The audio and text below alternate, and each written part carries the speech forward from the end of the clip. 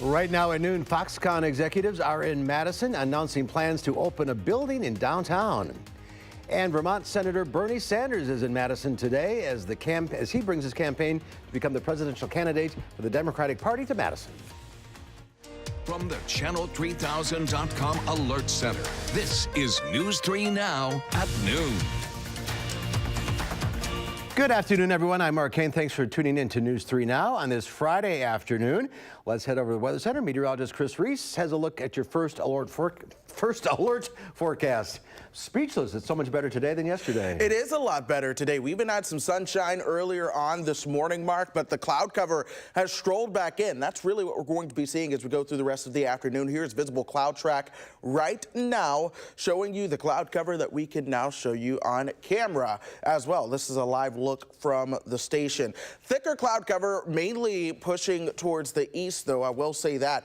Here's the deal. There's a little bit of wintry precipitation still falling across parts of northern Wisconsin and Minnesota. That should not impact us. Expect us in southern Wisconsin to stay dry as we go through the rest of today and really into the first half of the weekend as well. Temperatures are a little bit colder. You see most of us in the 30s right now, a little bit warmer towards the east. That's where they were able to pick up on a bit more sunshine today. Wind still coming out of the south and west at 14 miles per hour. So it is certainly breezy as you begin to step out the door as well. That southwest wind is why the same folks that saw a little bit more sunshine are warmer, much warmer than 24 hours ago. But with the cloud cover in play, folks, that is going to hinder our ability to warm up in temperatures. We are going to be staying into the low and mid 40s going through the rest of this afternoon and into tomorrow, which of course the farmers market outdoors this weekend. A lot of folks are excited about that, but things are looking a little chillier for that. I'll have a full weekend forecast coming up, Mark. Grab the winter coat to go to the farmers market. Absolutely. Okay, we'll see you in a few minutes, Chris. Thank you.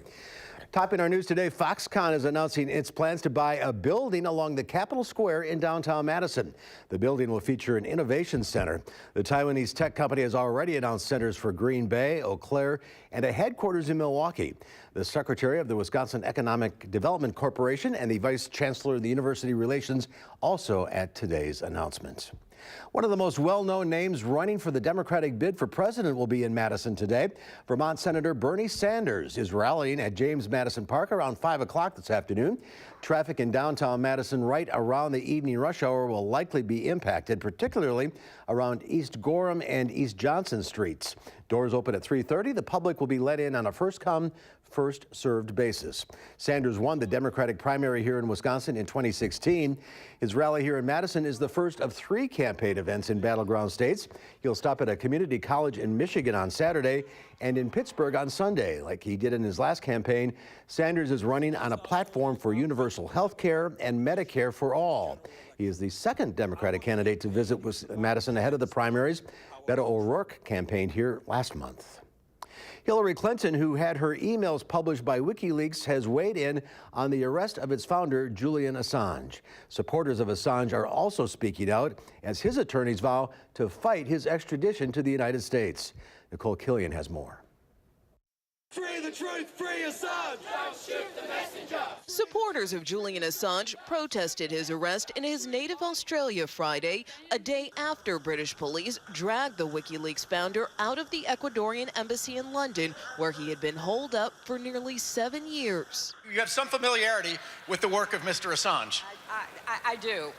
Hillary Clinton, whose 2016 presidential run was damaged when WikiLeaks published hacked emails from her campaign, weighed in on Assange's arrest. The bottom line is he has to answer for what he has done, at least as it's been charged. Assange is not charged in connection with the Clinton campaign emails. The Justice Department indictment alleges he conspired with former intelligence analyst Chelsea Manning to download databases from a classified government computer.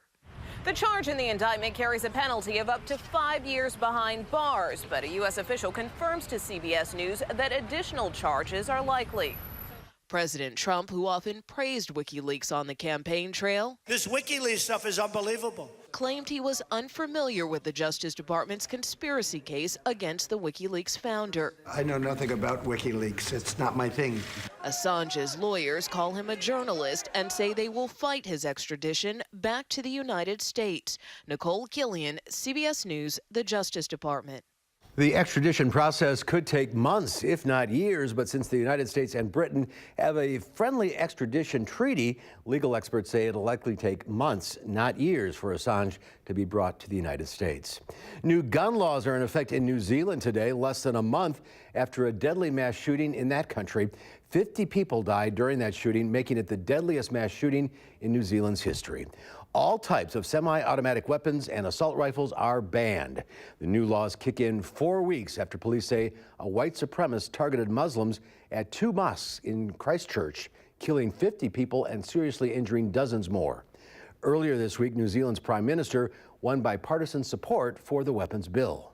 These weapons were designed to kill, and they were designed to maim, and that is what they did on the 15th of March. There's nothing wrong with people having guns if they've got the use for them, but I don't think there's any use for these military-style things in civilian hands. Police expect tens of thousands of guns to be surrendered in a buyback program. Anyone there found with a banned weapon faces a penalty of up to 5 years in prison. Lawmakers in New Zealand plan to introduce more legislation later this year, including the creation of a registry system to track guns. Police are looking into reports that a gun was fired on the far west side of Madison. Police say it happened just after 10 o'clock last night. Around 6 shots were heard along Tree Lane off Mineral Point Road. Officers checked the area and didn't find any evidence or damage. No injuries reported. A Beaver Dam woman is safe after she was reported missing 5 months ago. Police confirm 17-year-old Kristen Duarte was found yesterday in the city. She had been missing since November 1st. Police are expected to file a criminal complaint in connection with this situation today, which could provide more information on her disappearance and what led up to her being found. Well, the Midwest Horse Show is back in town, bringing plenty of traffic along with it.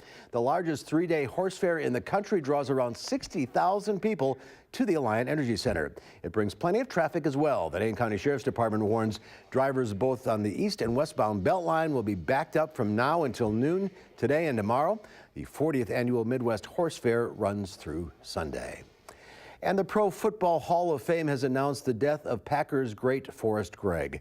Gregg started as tackle and guard for the Packers in the 1960s. Green Bay coach Vince Lombardi called him, quote, the best player I ever coached. Forrest Gregg was 85. And there's more to come on News 3 Now at noon. Up next, we'll see what Howard's working on in the Mr. Food Test Kitchen. If you haven't completed your menu for this weekend yet, then put down the remote, grab a cup of coffee, and pay close attention.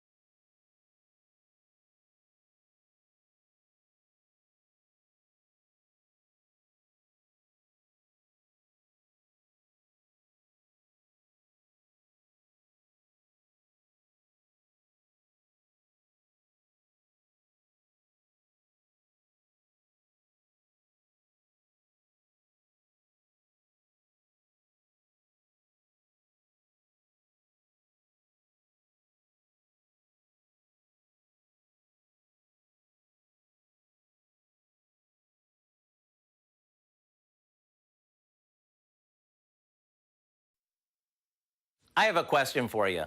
Is there a dish that you always seem to order whenever you go out, but for one reason or another, you never make it when you're at home? Well, for me, that's stuffed shrimp. After making it recently and realizing how easy it is, I was hooked. It's so good, as a matter of fact, I think it would be the perfect addition to your Good Friday or Easter dinner lineup. To make it, all we do is combine some crab meat with breadcrumbs, a bit of finely chopped celery, a little mayo, a shake of Worcestershire sauce, lemon juice, and a few spices. After that's mixed, we set it aside for a sec while we shell some large shrimp, leaving the tails on. Then with a paring knife, we cut a slit down the back of each shrimp, about halfway through, just deep enough to stuff. Now we mound a heaping teaspoon of the stuffing into the slit and gently pack it down. Right before dinner, we drizzle them with melted butter, sprinkle on a little paprika, and into the oven they go. Once the shrimp turns pink and the filling gets golden, they're ready to serve. So what do you say you go online and get the recipe for our baked overstuffed shrimp so you can impress your gang with an easy yet fancy restaurant favorite? I'm Howard with Kelly in the Mr. Food Test Kitchen, where today we found a special way for you to say, ooh, it's so good. All right, Howard, thank you. There's a slight chance for some rain, maybe a little snow shower today. Chris Reese is going over the chances along with your weekend forecast next at noon.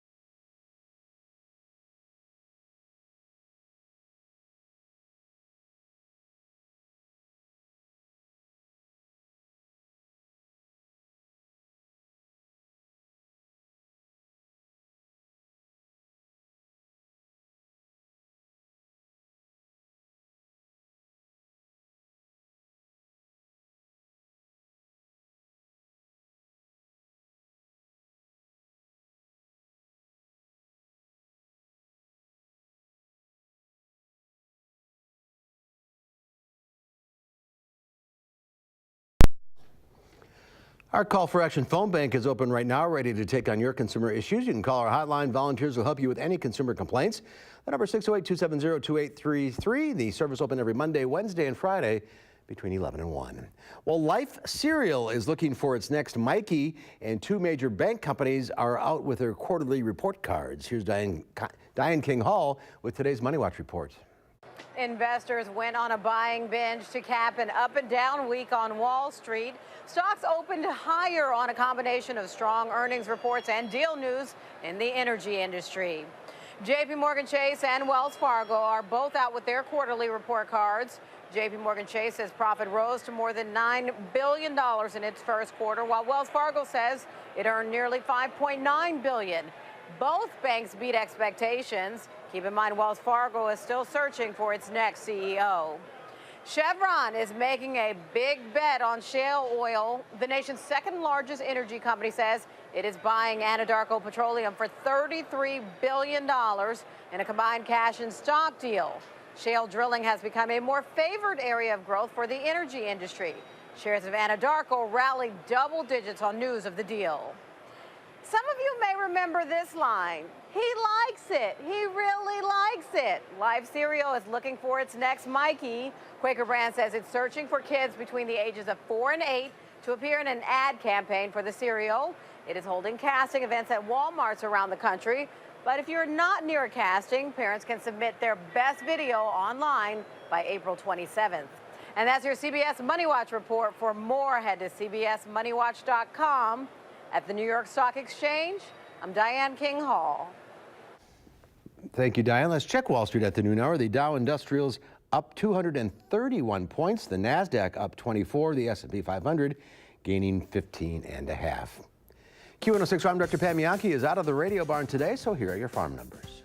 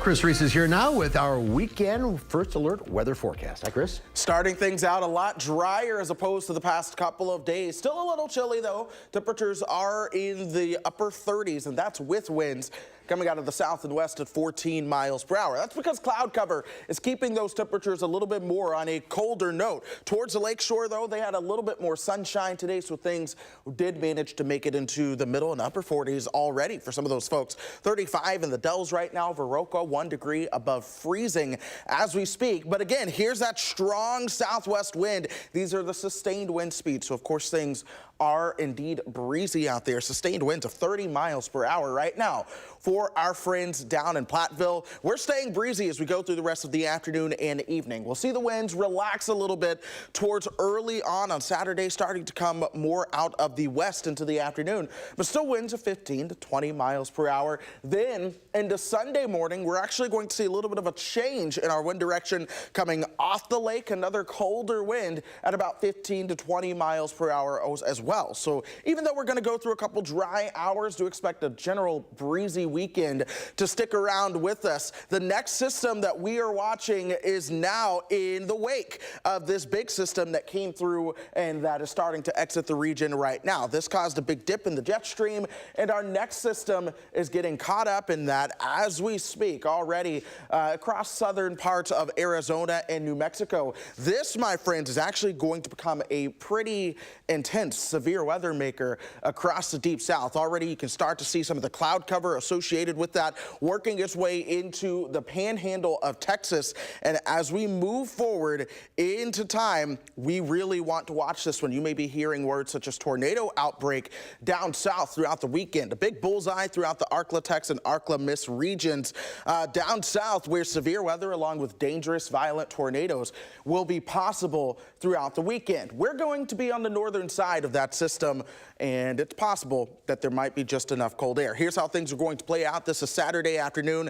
This shows you where some of the greatest thunderstorms and tornadic activity potentially could be. As this works its way towards the north, there's a possibility that parts of southeastern Wisconsin could get in on a little bit of snow and rain. How far north that comes is going to matter into what we see here in Madison. I'll show you that in just a second. Cooling down towards 30 degrees tonight. Again, dry for Saturday. Temperatures in the mid-40s for those highs. Here we are into Sunday, starting out colder. You see that cloud cover working its way on into town. Most of the models keep this mainly to our south and east. There's actually a chance that we stay dry here in Madison, but some of the models show a little bit more of a northerly trend with that system, so it's going to be very close. We're going to watch that, but for now, at least the chance of rain or snow is in the forecast for the weekend. Also, that tornado drill is happening today at 1 o'clock. You'll start to see a test tornado watch. That'll become a test tornado warning at 1:45. That'll end at 2. Another one comes in at 6:45. Have your weather radios handy for that, but do know there is no real threat for severe weather. But on the topic of severe weather, going throughout the weekend, we do have the Dark Sky Severe Weather Seminar at Madison College. That's going to be from 8:30 to 4. All the severe weather information you could possibly need will be there, and of course, the team will be there programming weather radios as well. And then the farmers market also this weekend. So no shortage of things to do. Grab the jacket as you head out the door. We'll see those temperatures by the time the farmers market wraps up into the lower 40s. So a little bit of everything in our forecast. We do get warmer towards next week. Temperatures go back towards 60 degrees along with some chances for rain. But yeah, there's a little bit of all the seasons in our forecast right now. Yep, in a week's time. Yep, in a week's time. I guess that's what we call spring and fall, transition periods. Especially but in Wisconsin. That's what we're having right now. All right, Chris, thank you. Grandma from Iowa is kicking butt and taking names. We're sharing her story of finding fitness at 80. That's next at noon. Thanks for reading that.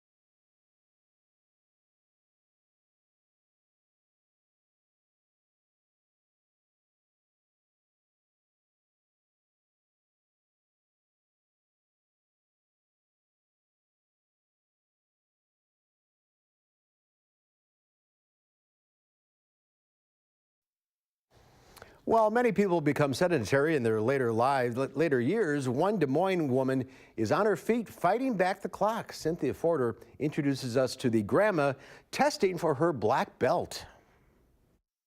Yeah. It's not what you expect to see in a martial arts class. I'm not very big, and I'm old. Yeah. There it is. A grandma about to turn 80, but make no mistake, you don't want to mess with Mary. I know what to do, and I would fight dirty. Mary Daly Lang started Taekwondo at age 65. Very good. Challenging her mind, pushing her body. I had talked to our kids, our 2 sons and our daughter, about this and said, do you want me to buy long-term care insurance or do you want me to do Taekwondo? And they said, go for it, Mom. This weekend, she went for it, her black belt. Farrell's adjusted the requirements for her, but watch. We were there as she tested, taking on one of the toughest tasks. All right, Mary, let's get it. Let's do it. Hey, you got this.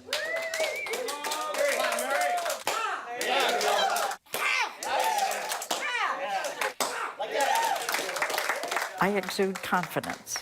And part of the reason that I do that is because I know I can break boards with my bare hand. Determined, disciplined, defying age.